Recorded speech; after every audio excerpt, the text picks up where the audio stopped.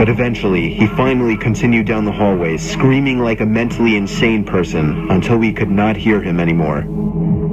I'd say 10 minutes later, though it felt like half an hour given the situation, the dean came back on the loudspeaker explaining the situation, which was surprising for him to do. He explained that some apparently mentally unstable person entered the building and assaulted the woman sitting at the front desk, causing her to flee the building screaming, and staff wasn't sure if the man was armed or not. Now, this was before the school had cameras or could afford proper security, so the school was wide open to something like this happening. The staff had done a sweep of all the hallways and classrooms and couldn't find him, so the dean instructed the teachers to resume teaching, but to keep all the doors locked and to not let any students... Nah, man. I would cancel school for that day. Nah. I would cancel school. You know he's in there? So at the missile, if somebody went missing, it's the school's fault. No, man. I would send them all home. Go through the window or something, but I'll send them all home that day and like close school for like a week or two until they find out what happened. Cause you can't risk a kid's life with a stranger who may kill you. No, man, I don't like that stuff. For any reasons. The most disturbing part, however, is that one of the janitors working the night shift found the man sleeping in one of the storage closets near the back end of the school, and according to rumors that were spread by my peers, sticking out of his pocket was a .44 Magnum. A .44 Magnum? I don't know what that is, but that sounds like a weapon, and it sounds like something that can kill you with one little hit. The janitor must have done something stupid to wake him up. For example, leaving the closet door open, because by the time a police officer could arrive on the scene, the man was gone. Who leaves it open?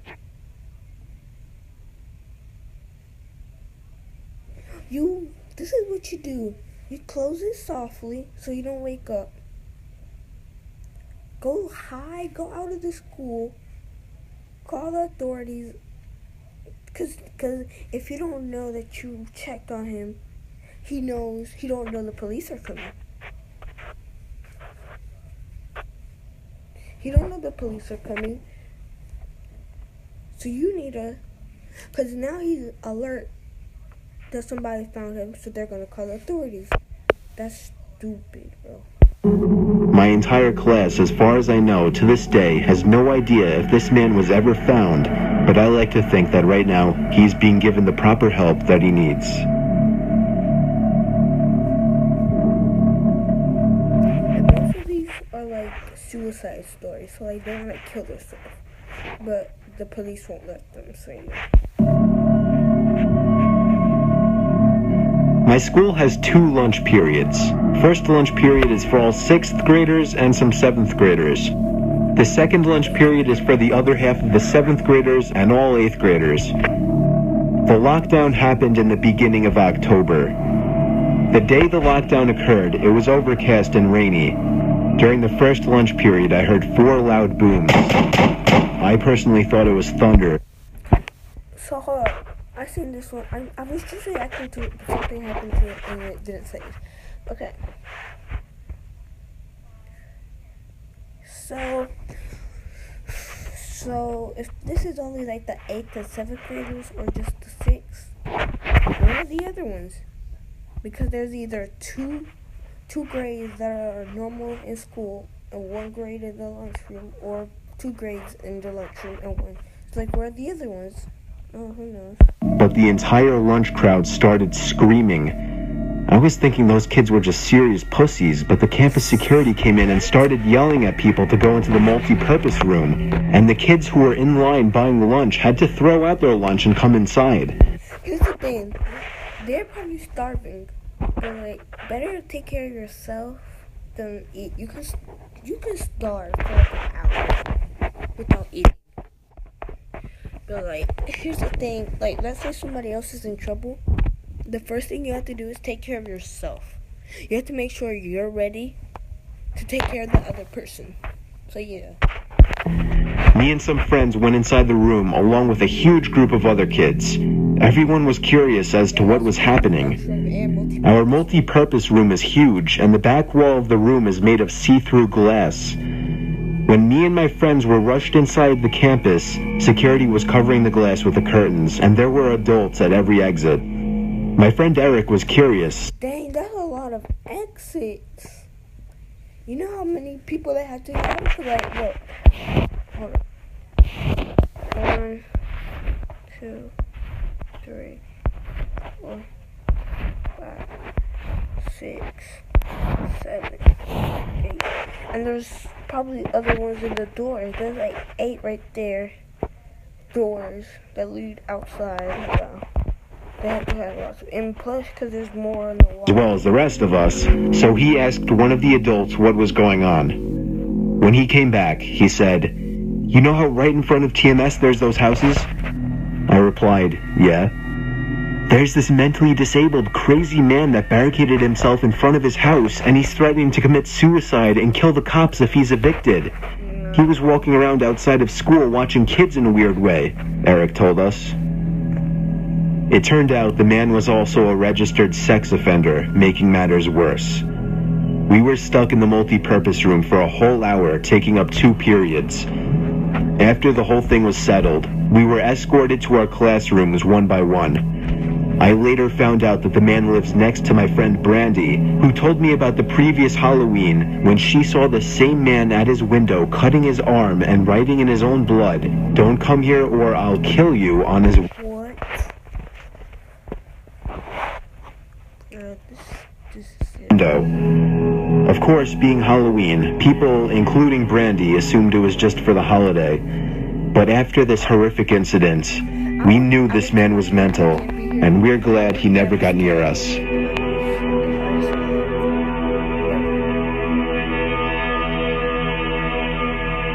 I'm 22 years old, fresh out of college, and I recently got it. So this is somebody older. This is like college person that is in high school, as you can see.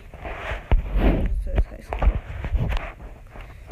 So this is gonna be like an adult, technically, yeah, an adult. So this is probably gonna be more serious because adults, it's more worse. Job at my old high school as a sort of. Because adults are the ones who had to risk their life with a situation like this, so no kid gets hurt. If you're a kid, you don't have to sacrifice your life. I mean, that you can to help somebody else, but you normally don't do that as somebody like police or something. Computer intern in the school basement.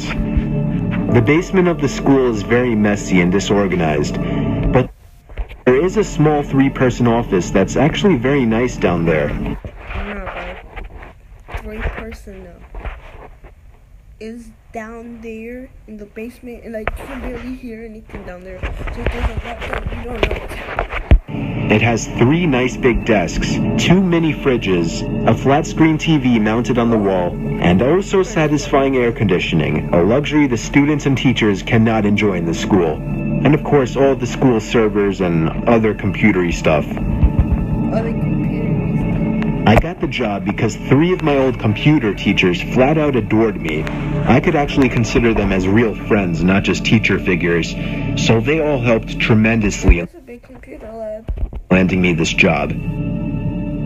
It's been great. Until something that happened a few weeks ago. Yeah, I would never could have. My 2 co-workers that shared the office with me, Dave and Gary, weren't in the office at the time. They were upstairs working on papers or whatever. I ate my sandwich during my lunch break when I got a phone call. Hold up.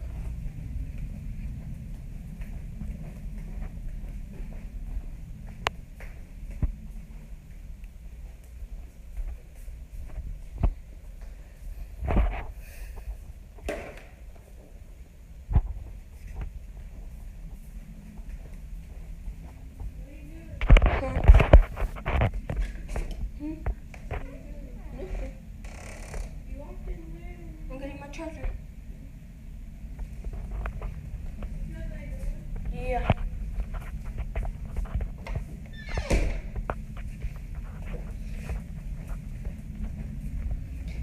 Okay, guys, you can skip that. Because my sister needed me and I had to get my charger. Okay, hold up. Hold up, guys.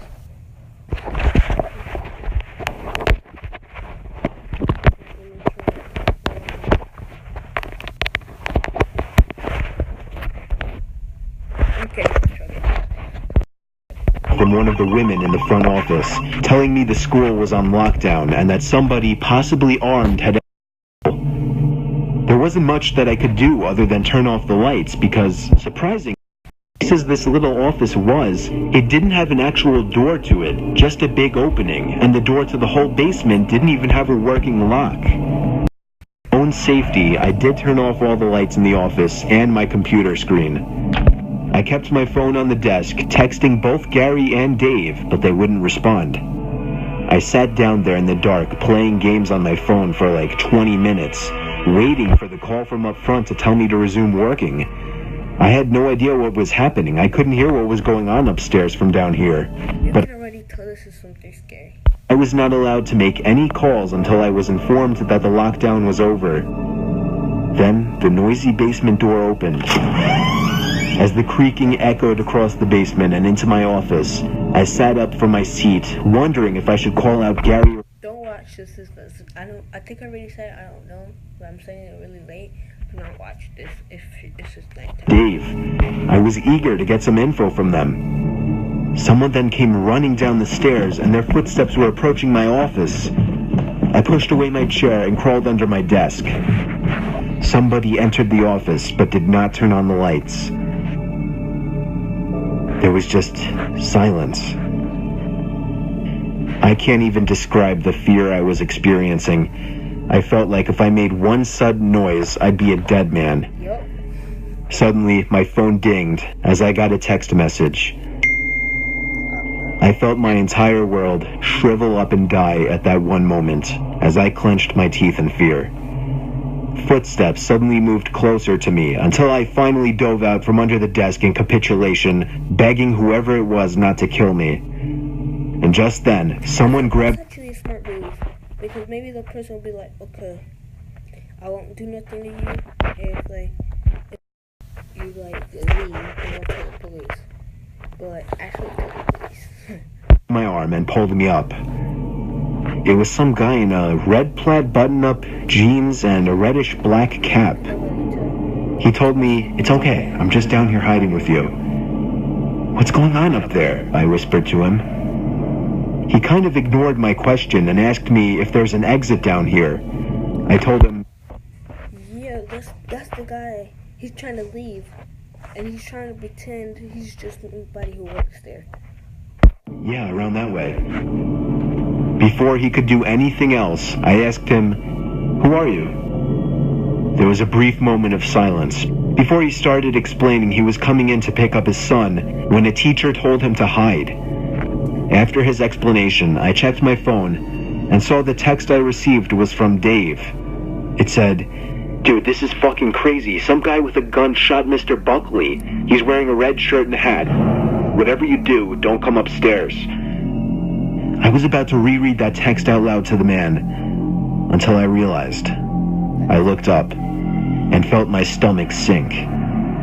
The man seemed to catch on to my suspicious stare.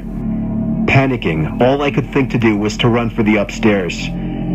A gunshot echoed through the basement, and I could hear the bullet ricochet off something metal in the darkness. But thank God the bullet missed me, and I made it upstairs. Fortunately, police were waiting at all exits, including the basement exit, and caught the man the second he opened the door. More good news, our teacher, Mr. Buckley, survived the gunshot.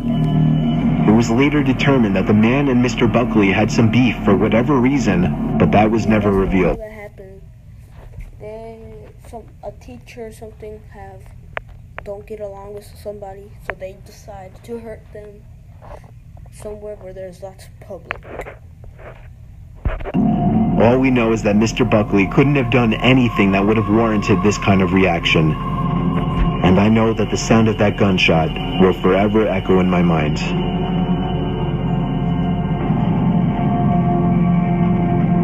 Okay guys, that's it for the video. Hope you guys liked it. Please subscribe if you're new, please comment, and please smash that like button. Thank you for watching, and bye guys.